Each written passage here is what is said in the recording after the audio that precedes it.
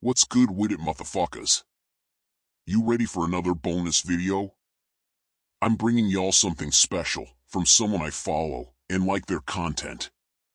So with no further ado, let's get into it, and thank you motherfuckers for tapping in with Mr. You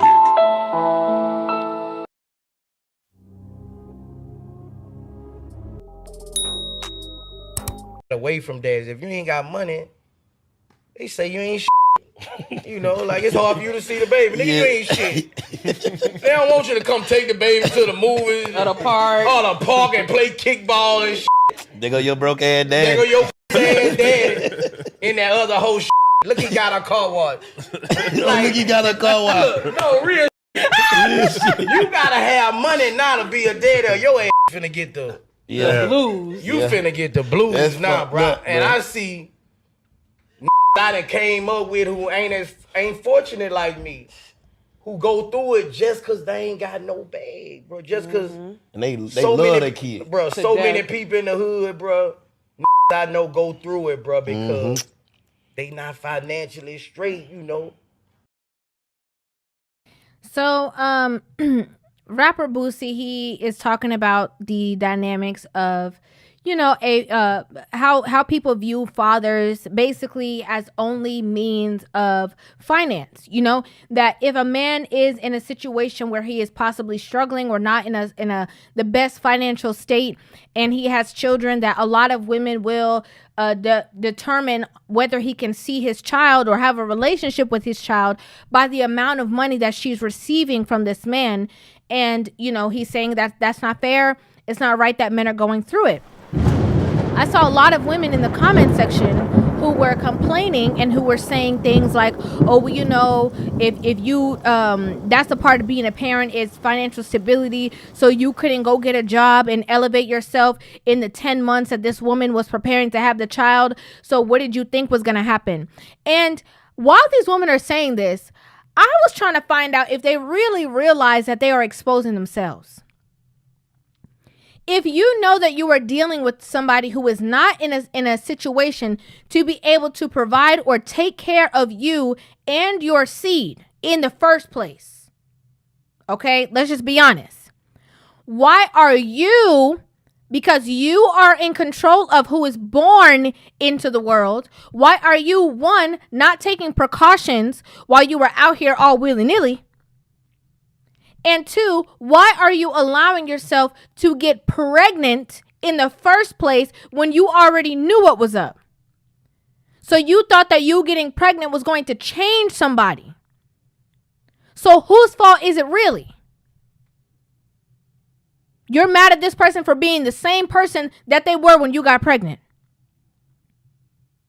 I don't understand that. Because if they didn't show you anything different, why are you expecting something different?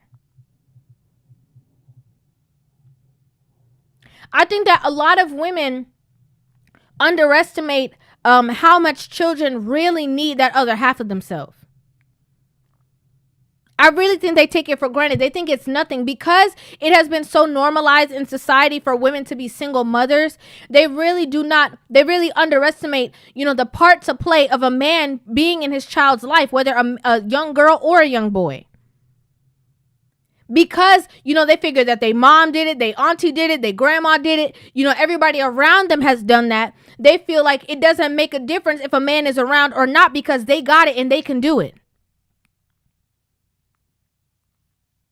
I think it's vital that you understand that in that situation, when you are causing a separation between dad and child based off of your own feelings or opinions or whatever the case is, it is not hurting you or the man, it's hurting the child. And if you care about the child and you love your child, why would you not put your feelings to the back burner and put your child's their growth, their emotions, and their needs to the forefront? Because to me, that's operating out of selfishness, in my opinion. I don't understand why, you know, there's so many women who are bitter. Okay, they are vindictive. They're operating out of a place of jealousy, especially if the relationship didn't pan out how they wanted it to. And they play the blame game, and then they use their children as pawns. Okay, I want to move on in my relationship. Okay, I realize that that's not going to hurt him. Okay, I'm going to cut ties with him. I'm not going to talk to him, and he could just talk directly to the kids. Okay, that's not working. Okay, you know what? Let me just sever this relationship. So he has to bow down to me, and I have control.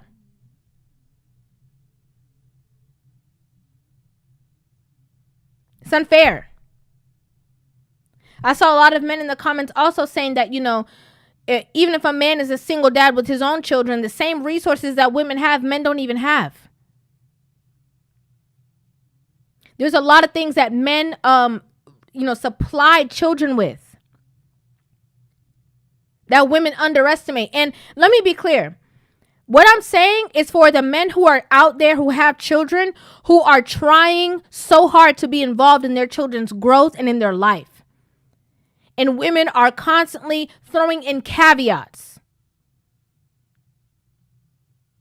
Okay, everything's going good. Let me step in and throw some little manipulation here. Let me sprinkle a little bit of division over here. Let me sprinkle a little bit of minimizing what he does. And if he does send me money, let me minimize the amount. That can't do nothing. You have a lot of times that women are calling the dad broke, or saying he ain't got money, or saying that he doesn't help his children, when in actuality he does. But because it's not enough to take care of you as well, you have a problem. This is why it's so interesting, because I think I forgot the comedian's name. He was just recently on Club Shay Shay. He's a comedian. I think it's Country something. I can't remember his name, and I don't want to say the wrong one. But it's so interesting because he has so many children and so many baby mothers. But what's interesting is that they have no problem because of the level of finances that he has. It's interesting. So is it that there's really a problem? Is it that you really find fault in it? Or is it the access to the funds for you that you have an issue with? Tell the truth. Another thing is that it's so interesting because a lot of times men will be the ones who are saying from the beginning that they don't want children, or whatever the case is, and that they're not in a space to have children. Women will come up and say that they are on birth control and that there's no problem, that they got it, they're not going to get pregnant. Some women will even go to the extent of saying that they can't get pregnant. Then the children are, is brought into this world. She's miraculously pregnant. She got a Mary story. All of a sudden, she don't know how this could have happened. She becomes pregnant, and now the situation turns into the man who said he didn't want the child ends up being a better parent to the woman who wanted it. And again, still because the relationship does not pan out in the way that she thought it would or she wanted it to, all of a sudden it's not our child, it's her child. Instead of realizing that the relationship that the children have with their father is vastly different than the relationship that you had with this man, because they share blood with this man. This man met you and you were a stranger. You start speaking things to your children for them to view him under the guise that you viewed him from a relationship standpoint, as if it's the same interaction that they have with him as a parent. Vastly different. The truth is, if you have a situation with a parent that you feel, whatever the case that you feel with, the best thing that you can do is allow that child to have a relationship with their parent. So they can see.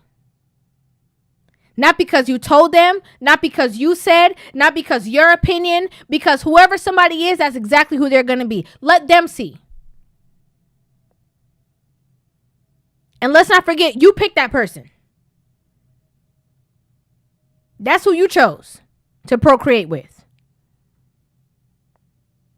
Let's not deny that child a part of themselves because of your feelings and your emotions and what you think and how they moved on. And because a person, he living a life better with this person and you wanted it to be you. Let's not put the children in the mix of that.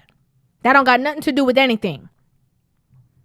You have a lot of women who manipulate, throw rocks, hide their hands, and act like, oh, well, I've always supported this relationship. But when you do a lot of digging, you see a lot of the caveats that they've thrown to their children. All of a sudden, the children come around their daddy and they start repeating stuff. Or they start talking to him in a certain way and you wondering where that came from. Not out of thin air.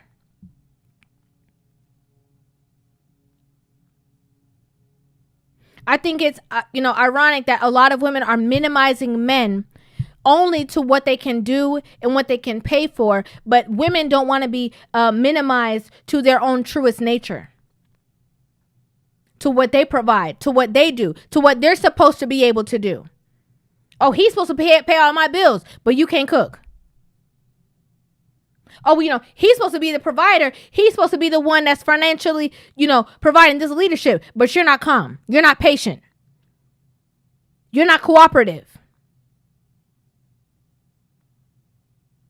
You fighting to be the man just like he the man.